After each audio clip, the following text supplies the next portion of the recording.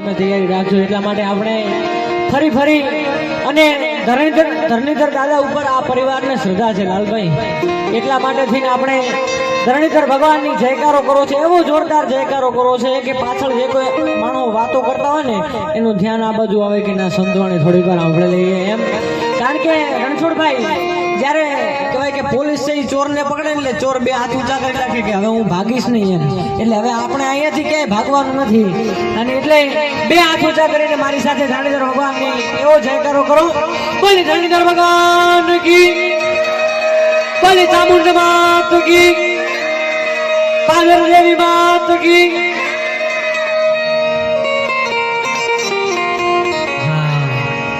બધાનો ખૂબ ખૂબ આભાર અહીંયા વધારવા બદલ. અને આ પરિવાર તો એવો ભક્તિમય પરિવાર છે કે અહીંયા એક નાનકડું બાળક શાંતિભાઈનો છોકરો નાસ્તો હોય એ ઉપરથી ખબર પડી જાય કે આ ગામની પાવન ધરતી કેટલી મહાન છે. અમારે રણછોડભાઈ તાળીઓ પાડે છે એમ જો મજા આવે ને તો થોડા ઘણી હોલસેલમાં તાળીઓ પાડજો, એટલે અમને ખબર પડે કે ના દૂધ દોયણામાં જાય છે કે હેઠું જાય છે. એમ ભલે ઘરના મળે અમે ભલે ઘરના છીએ, આમાં શું અમે એનું બોલીએ પાછું ઓલા બહારથી કલાકારો આવે ને મોટા એવું કહે છે કે આ તો દૂરથી આવ્યા છે બહુ. જો તમને એવું લાગતું હોય કે દૂરથી આવવું પડે તો હારા દાવીએ હારું બોલીએ તો અમે અમદાવાદ જઈને પાછા અહીંયા આવીએ, પણ થોડોક પડકારો રાખતા રહેજો બહાર એટલે અમને મજા આવે એમ. આ કહે છે દૂરથી આવ્યા છે એમ, પણ મને કહેવાનું મન થાય કે અહીંયા જ્યારે શાંતિભાઈનો છોકરો નાચતા હોય ત્યારે ઘણા છોકરાઓને શરમ આવતી હોય. બોલો ત્યાં ઓલી ટૂંકી ચડીઓ પહેરવામાં શરમ નથી આવતી, ભજનમાં નાચતા ઘણાને શરમ આવતી હોય છે, પણ આ પરિવારની કહેવાય કે કુળના સંસ્કારો દેખાઈ આવે અહીંયા. કારણ કે સૂકા સરોવર અને ઊંચ કુળા એની કરશો નહીં ગંગી કોઈ. અમારા સિદ્ધરાજભાઈ શાસ્ત્રીનું સન્માન કરવા જઈ રહ્યો છે આ પરિવાર. એકવાર શાસ્ત્રીજી તમારા સમાજનું ગૌરવ જોરદાર તાળીઓથી વધાવી લો. હમણાં પાછું કાઠિયાવાડમાં કથાઓ કરે છે ભાઈ. આ બાજુ યુવાન વર્ગ તમને તાળીઓ પાડવામાં કઈ વાંધો હોય તો છેલ્લે પાપ બધું જે લાગે મને આપી દેજો, પણ તાળીઓ પાડવામાં મોડા રહેશો. આ પરિવારે આટલું સરસ મજાનું આયોજન કરાયું છે, ખૂબ ખૂબ આભાર શાસ્ત્રી આપનો. અહીંયા દરેક કહેવાય કે આ ગામની ધીમી ધરા ઉપર દરેક મહેમાનો વધારી રહ્યા છે, બધાનું ફરીને અહીંયાથી સ્વાગત કરીએ છીએ. મહેમાનોને માન હુકામ દેવું પડે તો કે મહેમાનોને માન દલ ભરીને દીધા નહીં, પછી તારી મેળી નહીં તો માન હાજુ હરઢિયો ભણે એમ. એટલે આ ભૂદેવ પરિવારનું આગણું છે, અને એમાંય અમે ભૂદેવોના ગામમાં રહીએ એટલા સારું વખાણ કરવાનું નહીં, પણ આ દેશના ઇતિહાસો એમ કહેતા હોય કે સાહેબ આ દેશને જેથી શાસ્ત્રોની જરૂર પડી ત્યારે ભૂદેવો આગળ હતા, જ્યારે શસ્ત્રોની જરૂર પડી ત્યારે ભૂદેવો આગળ હતા. ભલામણ આ ઇતિહાસો અમે વાંચી લીધેલા છે બાપુ. આવો તખતરામ બાપુ વધારો, સ્ટેજ ઉપર વધારો. ખૂબ ખૂબ આપનું હાર્દિક સ્વાગત છે, સ્ટેજ ઉપર વધારો. અહીંયા તમારે ખોરડા ગામમાં એટલી મહેરબાની છે ને, હમણાં ખોરડા ગામમાં એટલી મહેરબાની છે કે ક્યારેક અમુક ટાઈમ શાસ્ત્રી અમારે ક્યારેક જ બહારથી મહેમાન ગાવા માટે બોલાવવા પડે, બાકી બધા ઘરના હોય. બોલો એટલી ભગવાનની કૃપા કહેવાય કે આપણે ક્યાંય બહાર, પણ હવે ઘરના રજૂઆત કરે એટલે તમે થોડોક પડકારો રાખતા રહેજો. કારણ કે અમારે અહીંયાથી ધરણીધર દાદાનો ઇતિહાસ પણ કેવો છે, કારણ કે શ્રદ્ધા છે બહુ. અને એમાં શું કે મકાન બનાવે, કદાચ મકાન છે ને ઈંટોથી બને, પણ ઘર છે ને ઘર એ બાપુ દિલથી બનતું હોય છે. કારણ કે ઘર છે ને મંદિર કીધું છે આપણા શાસ્ત્રોની અંદર, અને એમ આ ઘર જે મંદિર સ્વરૂપી ઘર છે જેની માથે ગુરુ કૃપા લખાવેલો હોય, આ બાજુ શિવ કૃપા લખાવેલો હોય, એટલે આ પરિવારે નક્કી જ કરી લીધું છે કે આપણાથી કાંઈ ન થાય, જે કરે ની મારો નાશ કરવા વાળો છે, બાકી આપણાથી કાંઈ ન થાય બાબુ. માણસ કે હું કરું કરતમ દૂધો ને કોઈ, અરે આદરા તારા અધૂરા રહેશે, મારો હરી કરે છે હોય, મારો હરી કરે છે હોય.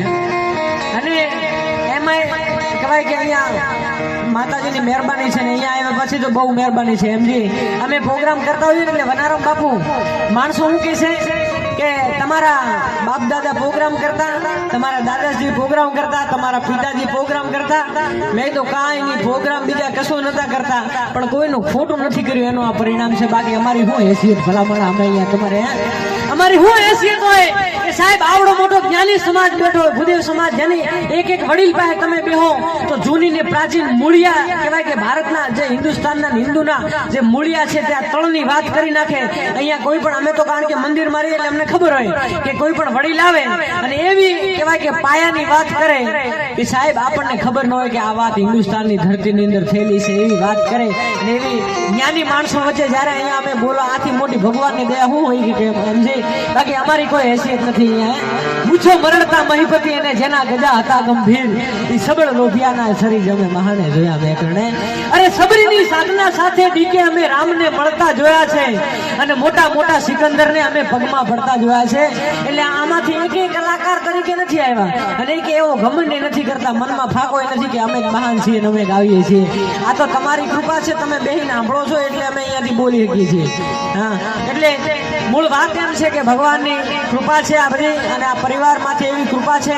કદાચ ઈટીઓથી એપાર્ટમેન્ટ બને, મોટી સોસાયટી બને, પણ આવા ભજનો રખાવે ને, આવા ભજનો રખાવે ને, ભજનનો લાભ આખા ગામને મળતો હોય એટલે એ પછી મકાન છે ને મકાનથી ઘરમાં ફેરવાઈ જતું હોય છે બાબુ, મકાનથી ઘરમાં ફેરવાઈ જતું હોય છે.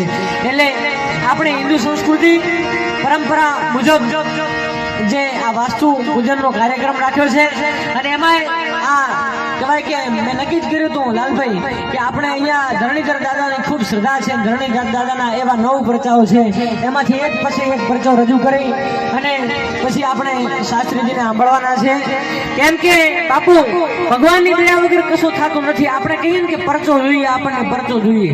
અમારા માટે તો 5 આપણે 25 સાંભળે, પણ સાંભળવા જોઈએ. આ જે પાઘડીઓ અમારી સમક્ષ બેઠી છે અને કહેવાય કે એ પડકાર આપતી હોય તો એની વાત જ જુદી છે બાપુ.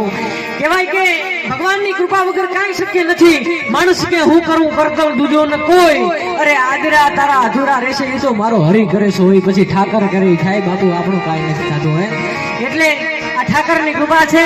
બાકી એક ઘર બનાવતા માણસને આખી જિંદગી ઘસાઈ જાય. બોલો, એક ઘર બનાવતા માણસની આખી જિંદગી ઘસાઈ જાય છે. અને જ્યારે એનું ઘર જે કહેવાય કે આ બધા ભાઈઓએ મહેનત કરી, અમારે બધા મિત્રો છે અમારે, કારણ કે ગામમાં દુકાનો એટલે અમારે ગામમાં રહેવું ને એમને ગામમાં રહેવું, એટલે સવારના ઉઠી અને અમારે પરેશભાઈની દુકાને જઈએ, શાંતિભાઈની દુકાને જઈએ. એટલે એ બધા નિર્મળ સ્વભાવના માણસો છે. અને સાહેબ તમારો સ્વભાવ નિર્મળ હોય, એમનો સ્વભાવ નિર્મળ છે ને અહીંયા દેખાઈ આવે. આજે જેટલા પણ માણસો આવ્યા છે ને એમનો સ્વભાવ નિર્મળ છે ને એટલે બાપુ આવ્યા છે. એટલે બાકી એમને નથી થતું તો તમે થોડા ઘણો કહેવાય કે સાથ સહકાર આપતા રહેજો, પડકારો આપતા રહેજો. આપણે ધરણીધરના એક પછી એક પ્રજાની રજૂઆત કરવી છે કે ધન્ય હો ધીમા ગામને જ્યાં ધરણીધરના છે ધામ, દર્શન કીએ પાપ ઘટે સન્મુખ બેઠો એ સાંભળો. એ મારા નાથ, એ ધીમાના ઠાકર, એ ધરણીધર સાહેબ, જેદી કેટલાય વર્ષો પહેલા, હજારો વર્ષો પહેલા બાપુ મુગલોની ફોજ આવી, અલાઉદ્દીન ખિલજી નામની ફોજ, અને એની ફોજ આવે અને એને બરોબર ગુજરાતની અંદર ઢળે એટલે એક પરચો અહીંયા ચામુંડ માતાજીનો કહેવાય કે આ ઉપાસક છે, આ પરિવાર ચામુંડ માતાજીની દયા છે. પણ એવી જ ભગવતી માં બહુચરાજી, અને જ્યારે અલાઉદ્દીન ખિલજી નામના કહેવાય કે મુગલ બાદશાહ બરોબર ત્યાં બહુચરાજી જઈ અને જે હાજના જે એમનો ધર્મ કર્યો હોય, જે પાપ કર્યો હોય, કુકડા ગાધા ને સવારના 4 વાગે ઉઠીને માએ દેખાડી દીધો, એમના પેટમાં કુકડા ઉગલ્યા હતા ભલામણા. એટલે આપણો સનાતન ધર્મ મહાન છે એટલે અહીંયાથી રાડ્યું નાખીને કેવું પડે બાપુ. એમને કોઈ મનોરંજનનો કાર્યક્રમ નથી. આપણને એવું લાગે કે બાપજી અહીંયાથી જોક્સ કે આપણે હસી લઈએ, આ થોડીક વાર આનંદ હોય, પણ સાહેબ જે સનાતન ધર્મની આપણી મૂળની વાતો જે અંદર પડી છે ને એ બાપુ અમે અહીંયાથી રાડ્યું નાખીને ધીમે ધીમે બહાર લાવવાની કોશિશ કરીએ છીએ. બાકી કોઈ મનોરંજનનો કાર્યક્રમ નથી હે સાહેબ. આજથી અહીંયાથી બધા યુવાનો જતા હોય પૂનમ ભરવા, ધીમાની માલિકો જતા હોય, પણ આપણને ખબર તો હોવી જોઈએ ને કે દાદો કઈ રીતે અહીંયા બેઠો છે, એટલી તો ખબર હોવી જોઈએ ને બાપુ.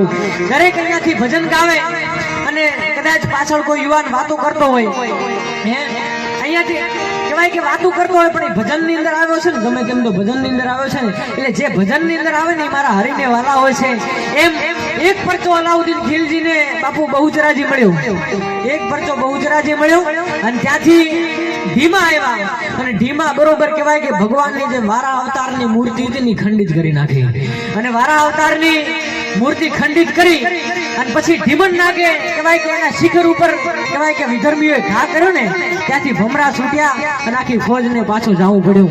એટલે કહેવાય કે ઈ આસન ખાલી આપણા હિન્દુ ધર્મની અંદર તમને તો બધાને ખબર છે કે ખંડિત મૂર્તિની પૂજા ન થાય. અને ત્યારે એ ગામના પટેલ રુદો પટેલ કેર કરી અને રે અને રોજ કહેવાય કે ધરણીધર ભગવાનને આ પ્રસંગ મને યાદ ના આવો, પણ હા મેં ફોટો દેખ્યો ધરણીધર ભગવાનનો એટલે એમ થયું કે આ પ્રસંગ રજૂ કરવો જોઈએ અહીંયા. અને રુદો પટેલ છે એ દરોદર સિંહાસન કહેવાય કે સિંહાસન ની બાજુમાં નજર કરે અને સિંહાસન બાજુ નજર કરી અને લાલભાઈ એટલું વિચારે કે મારો નાથ અહીંયા ક્યારે બેસે એવી સરસ મજાની મૂર્તિ અને વિધર્મીઓ તોડી પાડી. સાંભળજો વાત, સાંભળજો. આ કોઈ લાખો વર્ષોની વાત નથી ને કે યુગોની વાત નથી, સતયુગની વાત નથી. આ માત્ર ને માત્ર 1000 વર્ષ પહેલુંની વાત છે.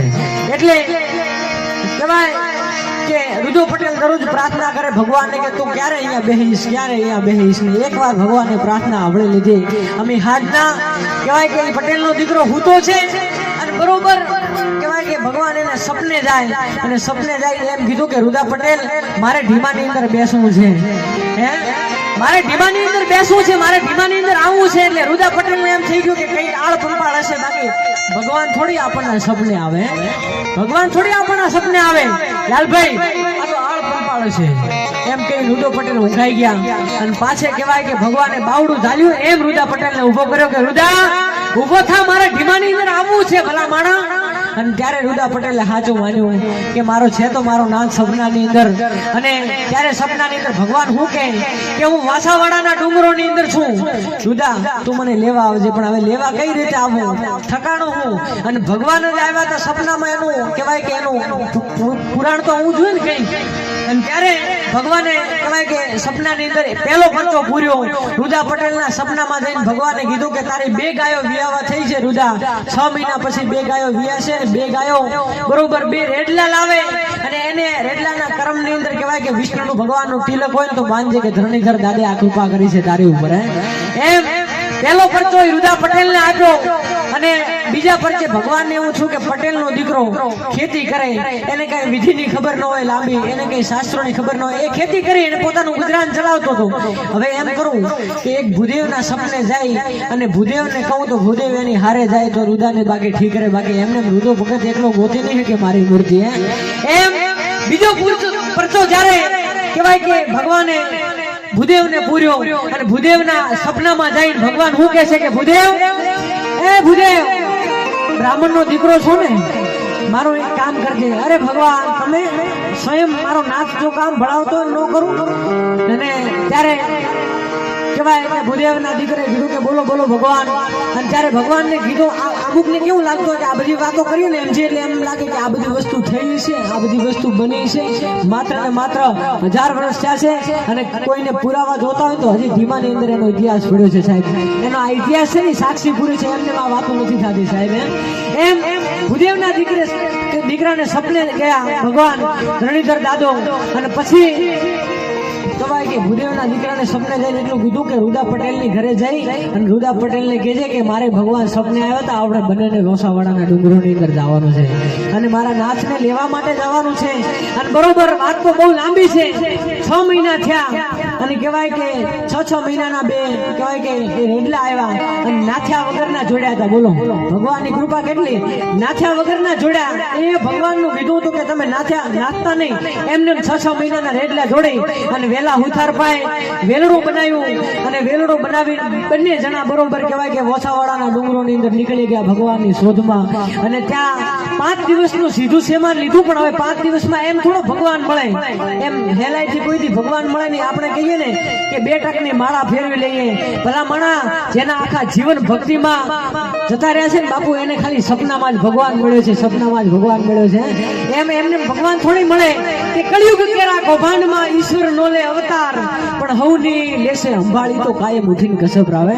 મારો નાથ છે ને હવની અંબાળ એટલે જ આપણે અહીંયા જીવતા બેઠા છીએ. બોલો બાકી કેટલાય કોરોના આયા, કેટલાય કમળા આયા, કેટલાય પીડિયા આયા અને એમને એમને અભિમાનમાં કેટલાય માણસો જતા રહ્યા. પણ આપણે બધા ધરણીધર દાદાને અસીમ કૃપા છે અહીંયા બિરાજમાન થયા છે. આથી મોટો ભગવાનનો પરચો અમારે નથી જોતો બાપ. એટલે કહેવાય કે મોછાવાડાના ડુંગરોની અંદર જાય 5 દિવસનું સીધું સેમાન ફૂટી ગયું.